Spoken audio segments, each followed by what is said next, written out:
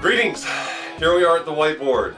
This has been a long time in the coming, and I apologize to those of you who have been out there patiently waiting. Literally, the questions regarding the Eye of Horus have been stacking up since I made that short video on the Gods of Egypt trailer, which was viewed a surprising number of times to me. I was just like, phew. So thank you everyone for watching that. I definitely thank you for all the questions. With 30,000 views, trust me, 1% of you out there wrote me and asked questions about the Eye of Horus, and it was awesome. And so it's just kind of stacked up, and now it's trickled down. And what I've done is I'm pulling together all of your questions, and we're going to, I know I've taught some of this material before in the Eye of Horus Explained. We're going to cover that ground briefly again. And I'm going to tie it together with the Wadjet Eye or the Eye of Re, which is the same thing. And we're then going to hit the fractions. One of you, actually a number of you, it started off, the first person who gets credit for this question is Gan. And Gan asked, where does he asked me where the fractional amounts come from. Where's the base 64 come from?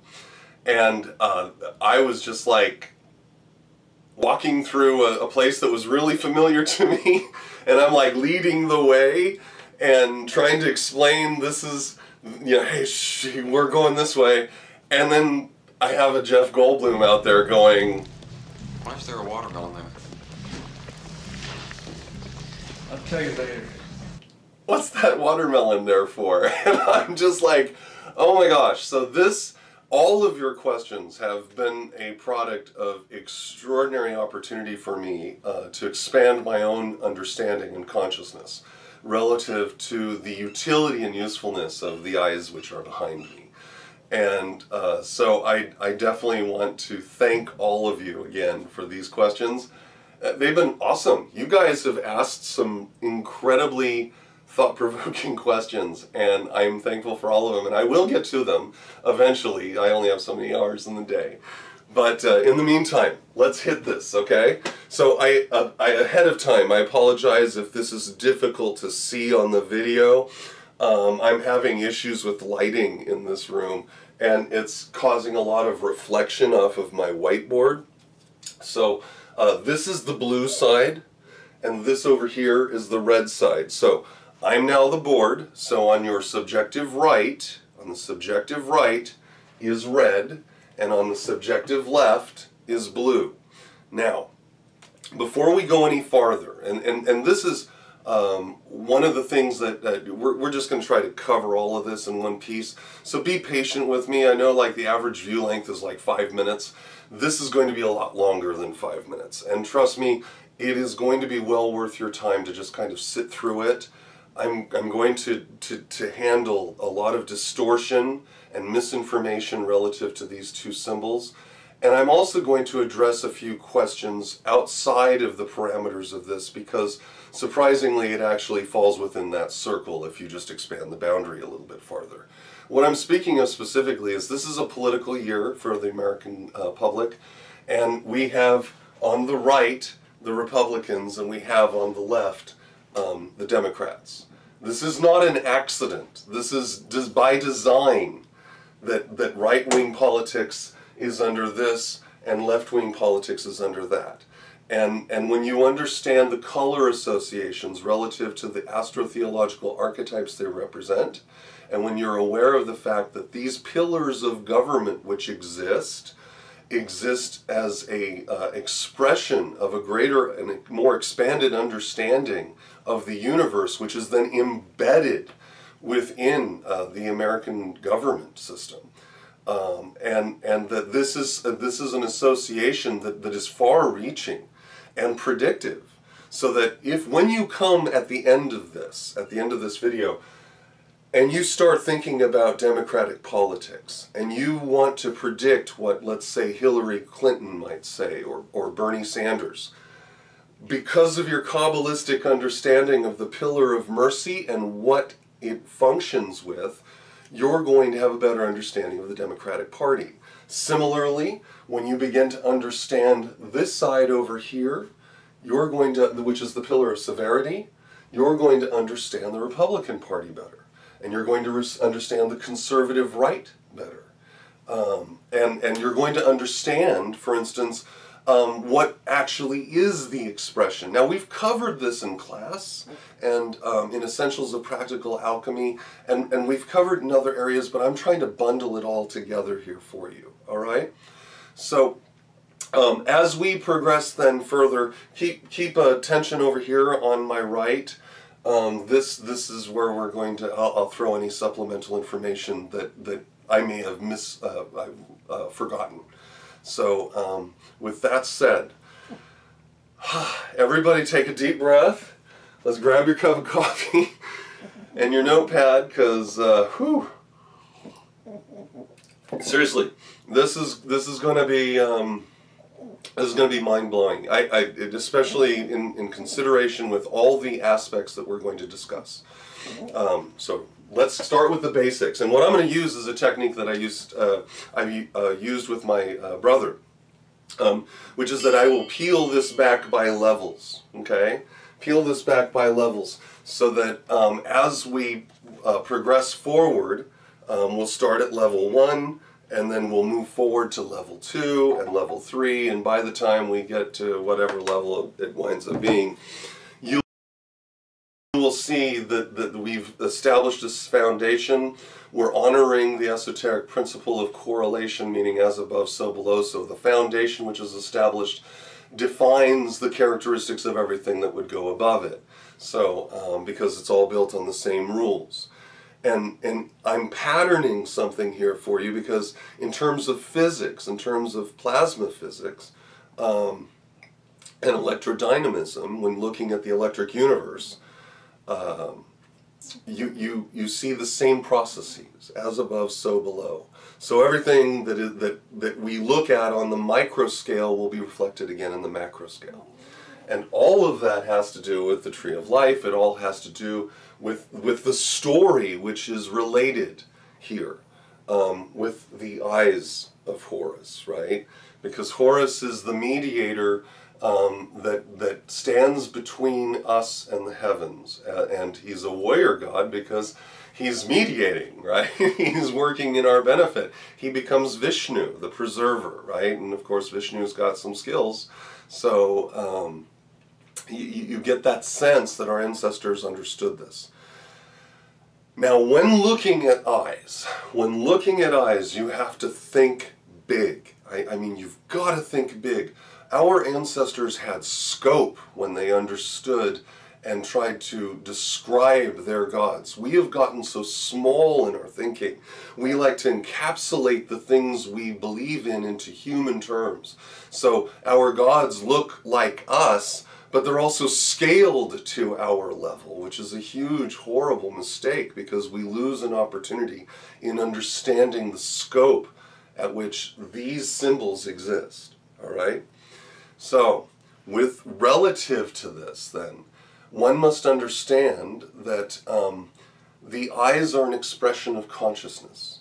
And taken on a cosmic scale, a star is an eye. Okay, so the Eye of Re, or the Wadjet Eye, which looks like this, actually, although in larger sculptures you'll see that the vulture neckbit is over here, and I will explain what that's about as well. But these eyes represent then the consciousness of divinity. So when you read perhaps let's say scripturally, and an organism or creature is depicted as having eyes all over the place, what that is a description of someone looking upward into the night sky and recognizing that just like during the daytime, day, as in the Latin deus, or de meaning God, right? Like opus dei means the work of God.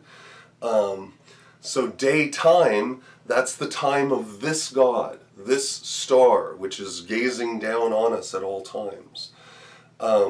At nighttime, we get to see all of the eyes, and then we get a sense of the expansive nature of the creation. So in answer to one of the questions relative to the Eye of Horus in the movie trailer, I had said that Set should actually have golden eyes or white eyes. What I'm drawing on is an existing convention wherein solar beings, their eyes are white or white gold, reflective of this star, right? And that Saturnian beings will have reddish eyes, reflective of the consciousness of that star once upon a time when it was a brown dwarf, okay?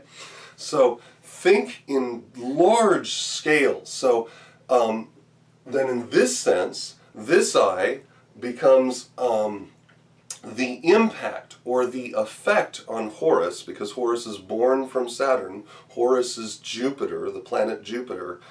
The effect then, in the contest between himself and Set, which is this star up above here, ours, the one we orbit in near vicinity, right? We're in the nice happy zone. That's why when it goes down, we say the sun is set. And today we recognize that as, you know, it's gone away, it's down. But when you trace that idea backwards, you find that the sun is set is just another idiom that we've thrown into our language to remind us who and what things are. Keep that in mind. So think in terms of large scale, okay? Eyes then represent states of consciousness. The idea of material consciousness being an expression of the right side is an association under Saturn. And Saturn has been assigned to the right by virtue of the placement of our organs, okay? So when thinking of consciousness, your heart is slightly to the left and your liver is slightly to the right, and these are the only two organs that exclusively deal with the blood and handle it. The heart indiscriminately pumps out blood. It's just blood. Blood, poison blood, bad blood, disease blood, its job is just to keep pumping. The liver is the judge, and we know by association with other mythologies that judgment is tied to Saturn, through the goddess Ma'at, for instance, right? Who's the goddess of judgment. She looks like this. Here she goes, Ma'at. There she is. So, she is a Saturnian reference. Oh, and how do we know? Check this out. Wings equal rings. So imagine the heads are tied to the solar complete countenance. So when you see a pharaoh's face, we in the West are so two-dimensional in our thinking. We look only at the face and we forget that there's a back of the head too. So when you study the back of the head, the back of the sculpture, you see that the rays of the sun which come off of the face are pulled back into a knot and then trail down into a braid along the pharaoh's back. It gives you a sense of, one, the Eye of Re, right? Because it across the water. The Eye of Re across the water, creating a golden path. So you've seen that, right? And so that then, and from the front, then becomes the beard. Okay? The beard then becomes an expression, a stepped expression of that. When you look at the back of your dollar bill, the unfinished pyramid is unfinished because it's not actually a pyramid. It's a perspective shot on water with ripples. Okay? And at the end of that horizon is the Eye of Re. Get it? It makes so much more sense when you recognize that they're speaking in terms of planetary and celestial consciousness.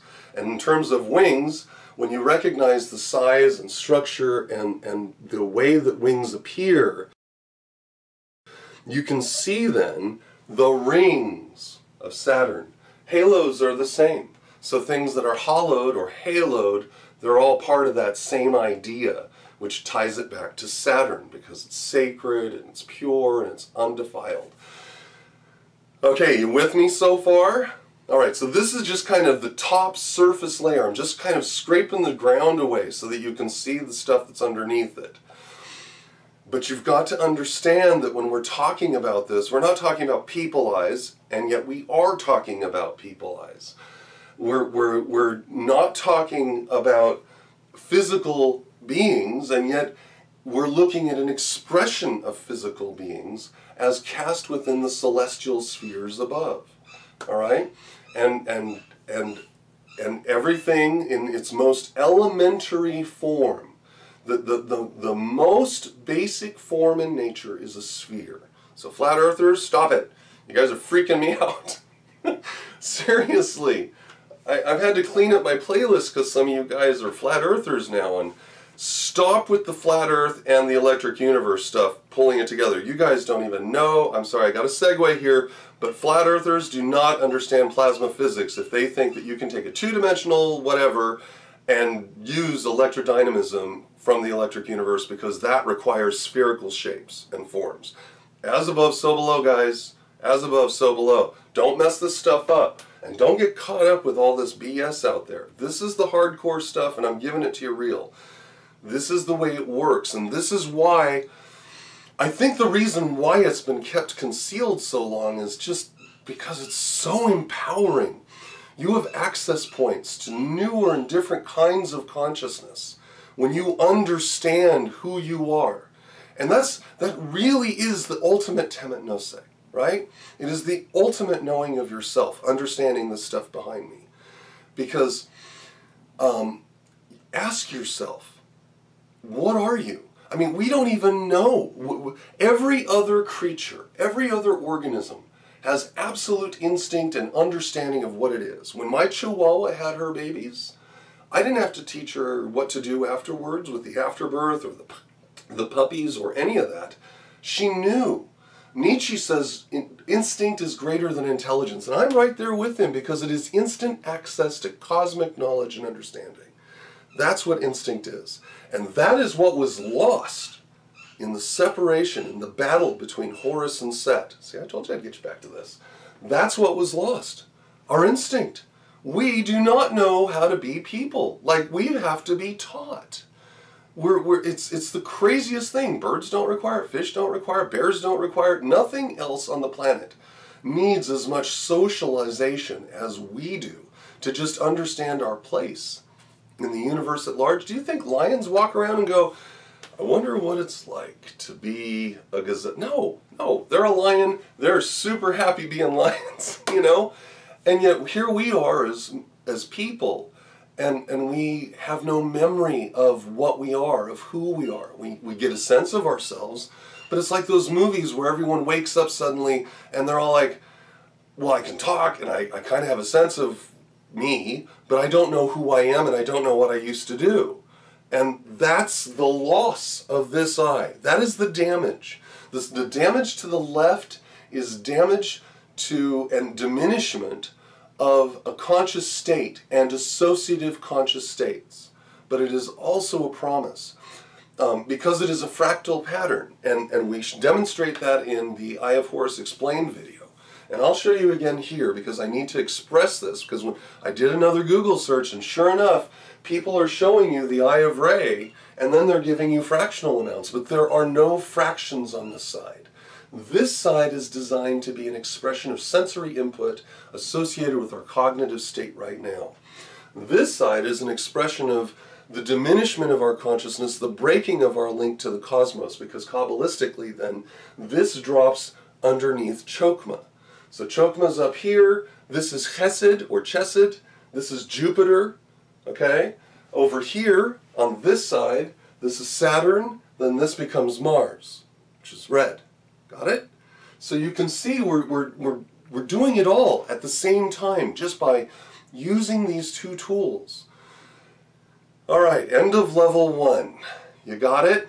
Have some coffee. Take a moment. Let's go to level 2. All right, level 2.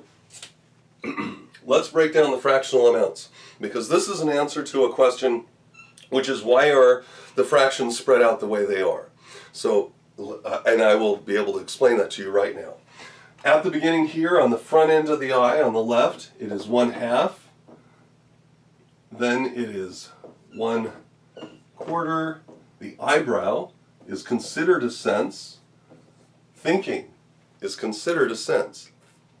I want you to think about that. And then we'll talk about the input of the head relative to the body. Down here, next to the ear, is 1/16. This little thing that looks like a tongue, which actually is what it's about. This is 1/32. And then this is a feather. This is a hieroglyphic for a feather. And this is 1/64. On the other side, okay, we have the sense of smell, sight, hearing. And when you realize how these are associated so logically, you'll instantly memorize it because they're designed this way to teach you another principle, okay? Up here, this is thought. This right here, this is touch, the feather's touch. And this is taste. Okay, so what does this mean? What is the impact or significance of this? And why would they choose to distribute the senses as they are? Well, immediately you get the sense of logic because the part of your eye which is closest to the nose then is tied to your sense of smell. The part you look out of is tied to vision, and the part that's closest to your ear would then be tied to your hearing. With regard to the taste and the sense of touch, the tongue obviously is obvious, and the feather is an excellent prompt. When you realize this little hieroglyphic here, the little thing is a feather hieroglyphic, then that gives you the sense of touch. Now, with relation, are these associated percentage-wise? This is where they are, and then they're not, okay? Don't get confused. This side on the right, no percentages. But the association and the distribution of them relative to percentages over here, to fractional amounts, is accurate. In other words, this gives you a sense of the relationship of that sense to your cognitive process, stepped up or tiered, okay, in terms of its effectiveness. And anyone who's worked with aromatherapy would absolutely agree with me, as well as a large number of psychologists, psychiatrists, and pretty much anyone who's worked with cognitive memory studies. The sense of smell is tied to your brain and your memory and your emotional states more than any other sense. It is the #1 go-to guy. If you want to feel better, go get yourself a sachet of lavender and smell on that for a while. That'll really help. That's a real thing. I mean, there's established science behind aromatherapy and looking at it as a way to alter or change or augment your cognitive state. So, sense of smell, 1/2. Vision, what you see. We remember things by what we see. We take snapshots in our mind, okay? And that literally then goes right up here to snapshots in your mind, where what you see then is related to what you think. And so it's a scaled up process of consciousness. Then the next step down then is hearing. Actually being able to, the sense of music tying you to a memory. The sense of a sound, the phrasing of a word, the reading of a poem, the quoting of a line of Shakespeare. Each of those are things which will augment, alert, or alter your conscious state. But relative to the stuff that went before it, not so much, right? It begins to diminish. The sense of taste, again, it's a further diminishment, and we have almost sense blindness when it comes to the sense of touch associated with memory states or conscious states. And the reason for this is because we wear a lot of clothes, and so our mind has been trained to ignore the sense of touch. Let's take a look at this. So layer 2 then, this is an expression of our physical conscious state. And I explained in the Eye of Horus video how this then becomes a fractional amount which is associated with the number 63/64. I'll just put it up over here. So the fractional amount, and you can see that video where I create a box, and I cut the box in half, and then I cut that box in half, and cut that box in half, and you go through a series of steps, and by the end you have 1/64 left over. And contemporary Egyptologists and historians are like, the Egyptians, what do they know? They dropped a 64th off of their fractional amount, and you know, oh well, I guess they don't know how to add, even though they did some of the most sophisticated architecture in the world, right? With the pyramids and the lasting nature of what they were able to do with so little, right? Demonstrated for certain that they had a clear understanding, a clear conscious understanding of operational principles of geometry and essentially basic math. So I do not believe that 63/64 was ever intended to be equivalent to the number 1. This is the number 1. It is a complete whole eye without any kind of damage. This is an expression of our recovered state. Okay? This is an expression of our recovered state where we're still, there's something missing. There's just a piece missing. And when you consider yourself, when you consider your own life, when you consider what you go through, the fact that so many of us are searching, the fact that so many of us are seeking deeper meaning by understanding on whatever level that we are pursuing, it's because of that missing piece. We all know it. They knew it. They warned us through the teaching of this mechanism. So the big $64,000 question then, and this is huge, this is a big one, it starts, well, first off, where did the fractional amounts come from? So you guys got the sense of, this is physical senses, and you see the logic, right? Thought is closer to the thought processes of the brain. Oh, I'm glad we talked about this. Yes. How does this relate to this, to your head? What does this right here, your current real-time conscious state, what does that tell you about yourself? To evaluate as a neuroscientist, as a neurosurgeon, if you were going into the brain, you would use exactly the same techniques that you would use as an electrical engineer to evaluate the functionality of my cell phone. Specifically, you'd be looking for correlation of function, you would be looking at stimulation, and you'd be looking at ablation. All three of those are identical, and yet we don't pick up the cell phone and say, somebody's inside of this little box here and it is generating everything that I do. No, the cell phone is a channel. It's a device which is a receiver and a transmitter. It essentially replaces a great deal of what was lost in that 1/64th. The sum of human knowledge and experience is actually contained in my cell phone. I need only to Google something and there it is. This is a rather significant thing when you think about it.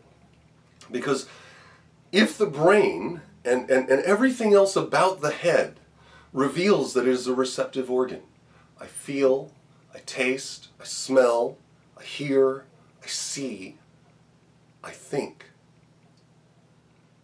All those scaling up through those senses, each one of those is receptive. I must touch something to my tongue, I must feel my face, I must draw air into my nose, light comes into my eyes, sound comes into my ears, thoughts come into my head. This is a real deep concept. A lot of people are like, whoa, and it's like, yes. To the Egyptians, that was it. That this here is an expression of something greater. That you guys out there, all of us, we are a manifestation of something greater. But this isn't it, and this is not the seat of your consciousness. The Egyptians understood that the heart being electrically driven, being the organ which has got a huge charge, that this is probably externally driven electromagnetically from everything around you. Remember, we're literally awash in a sea of electromagnetism.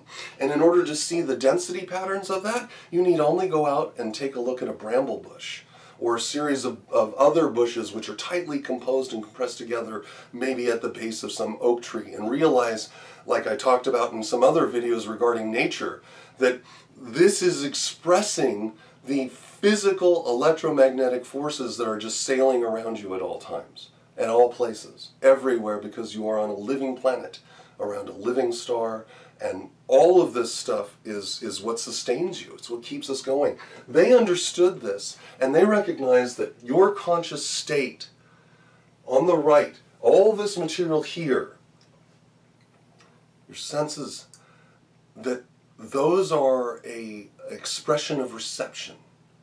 So keep that in mind as you're moving. And when you recognize that Saturn lies on the pillar of severity, and that Kabbalistically, as it descends from Kether down to Chokmah, and then from Chokmah into Binah in Saturn, that Saturn is the ultimate receptive body. It is the ultimate negative. It is the ultimate passive. It is the force which rests against force. It is the substance, rather, which rests against force and gives force its shape, so that it becomes people and bushes and birds and dogs and cats and fish and bugs. Like, that's what it does. It gives structure by using the negative space around the organism to apply pressure creatively. All right? So that is why all these senses, they said, oh, this is receptive, that's Saturn. Saturn is receptive, it's on the right. The liver is receptive. It passively waits for blood to pass through it, and then it cleanses it. And remember, we talked about blood consciousness in many videos now, especially like in Superman versus Batman, the idea of Lex Luthor dribbling his blood all over Zod's lips, like some vampire raising its own, whatever.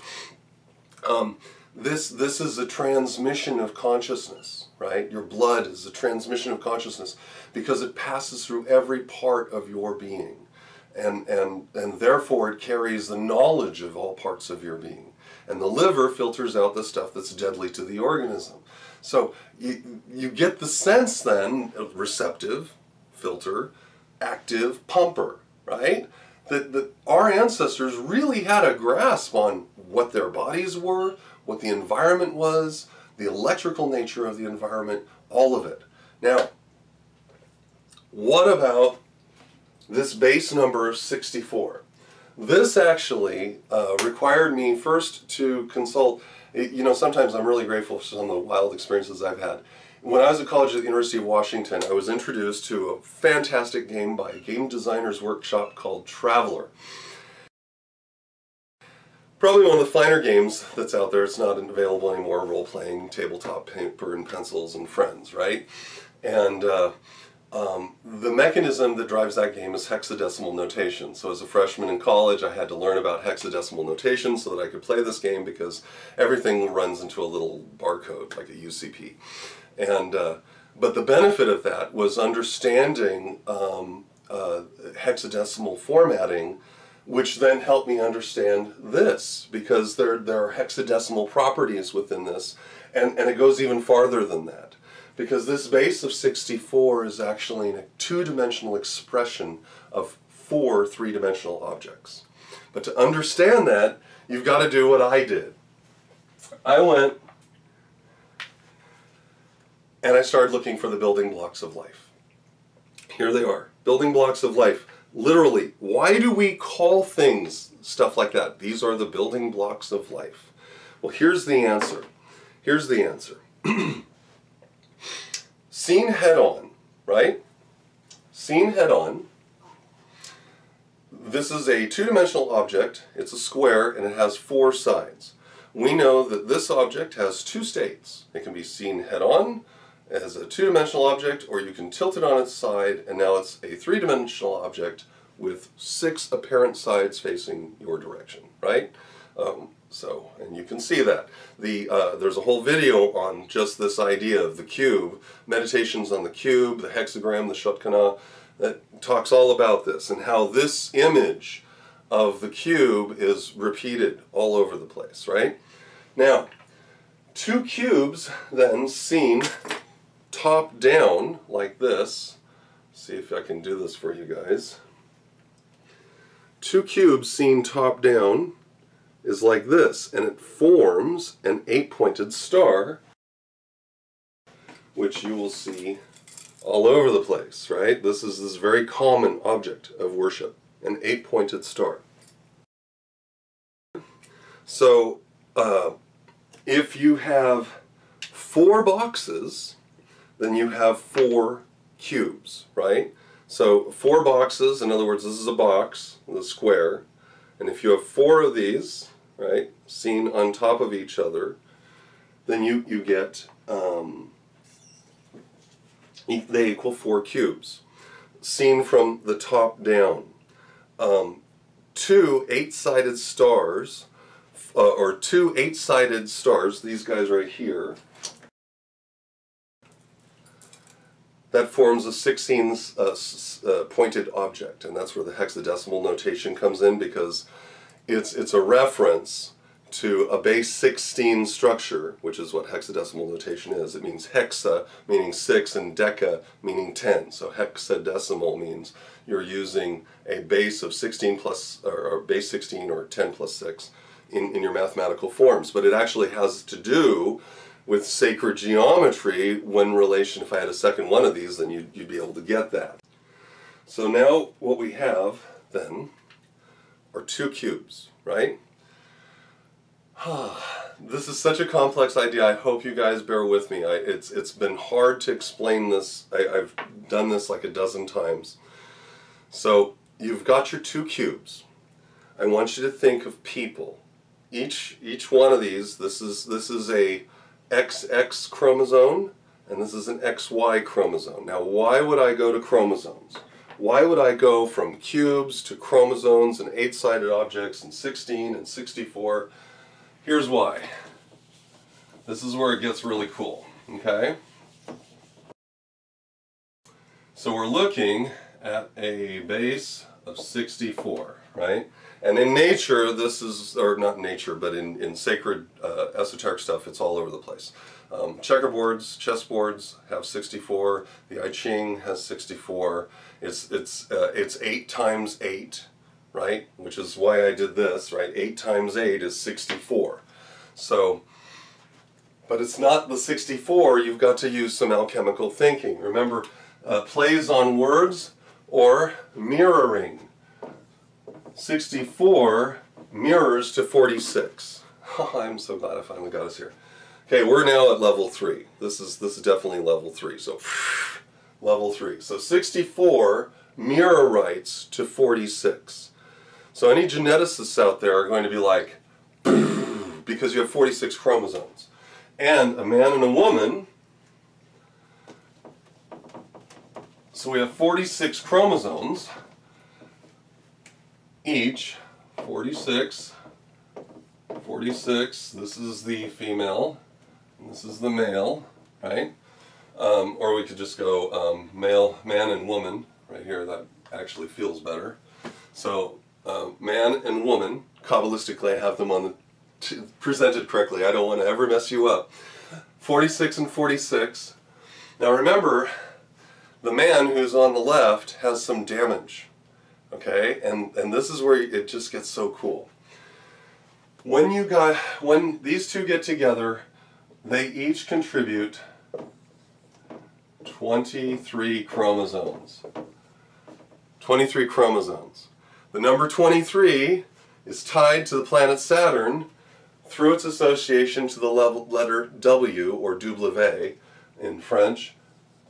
And we know, and of course then the W is over here, right, under Binod's woman. But the W, there's a whole video on that, I'm not going to do that right now. It'll pop up over here, I'm sure. But it discusses the sacred geometry in the seal of Saturn, that's it. And it relates to the letter W. And the number 23, which is why that movie with Jim Carrey is all freaking out. Why is all this stuff happening with the number 23? And it's like, because they're doing something. So, each partner contributes 23. This is a representation then to material creation under Saturn. Except for we guys, we're broken.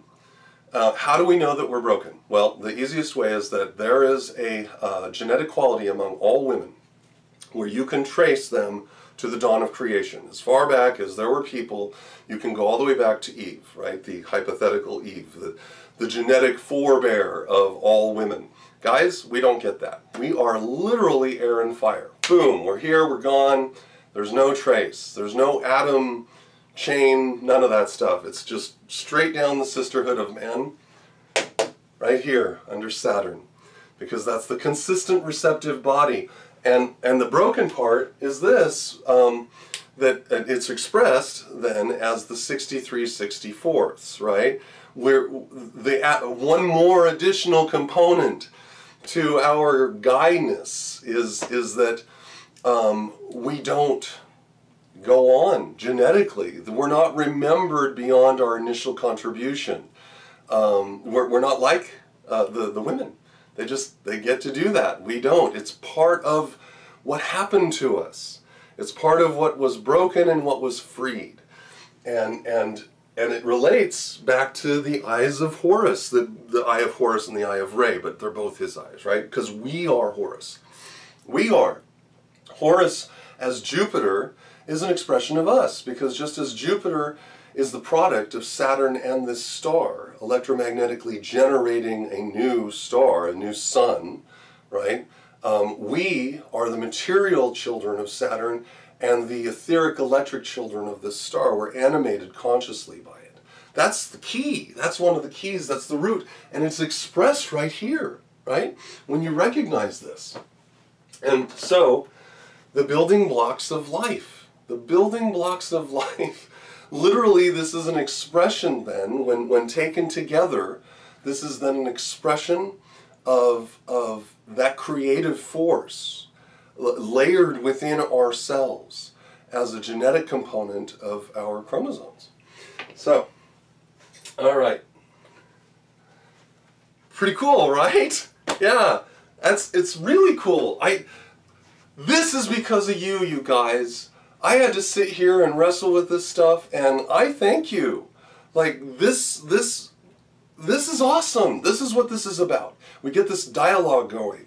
And because I've traveled all of these roads, I have this huge connection in my head where I can see these things, and it just needs just you guys to just stimulate that.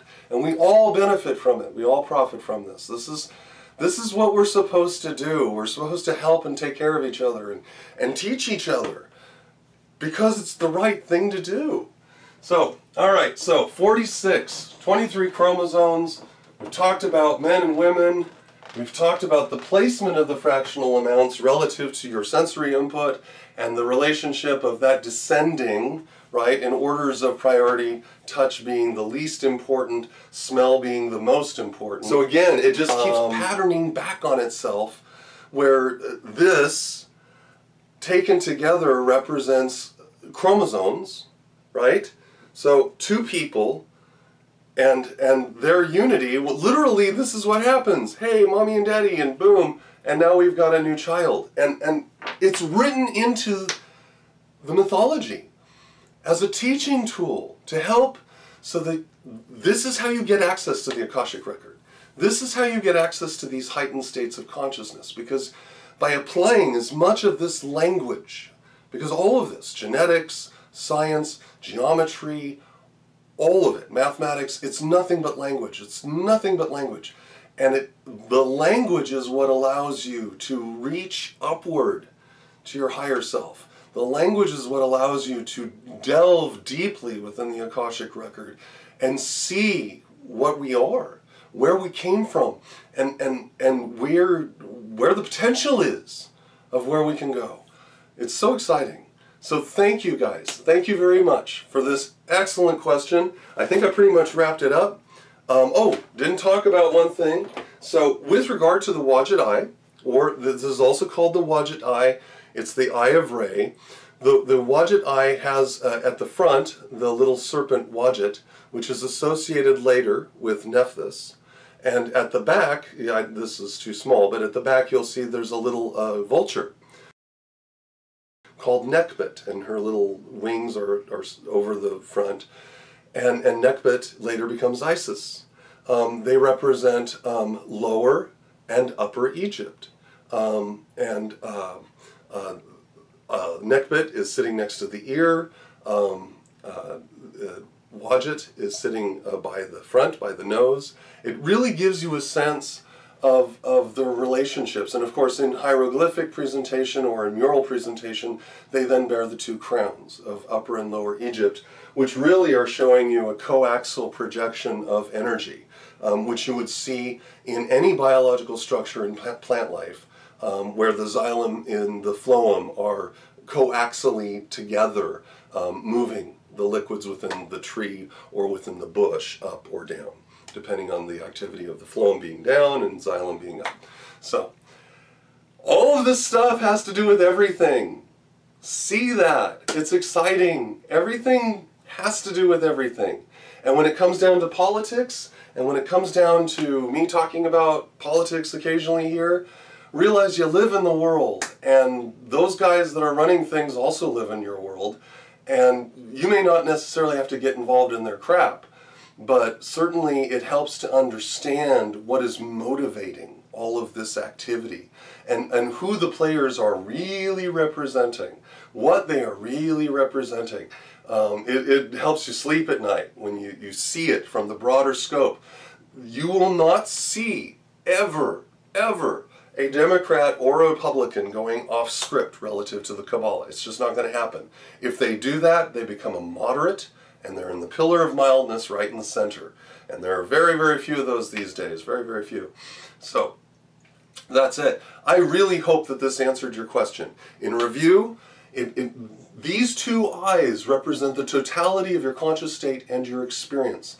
They are descriptive of our genders, they are descriptive of our procreative capacity, they are descriptive of our genetic heritage, which is passed down from mother to daughter, but not from father to son.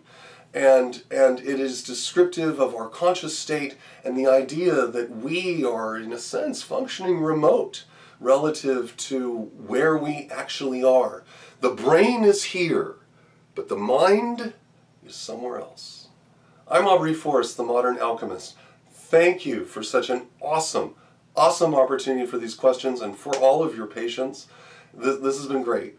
Keep up the questions. I promise I'll keep answering them as fast as I can, and keep participating in as much as you can, learning as much as you can. All of it matters. Whatever you study, whatever you do, it all matters. I'll be talking to you guys later.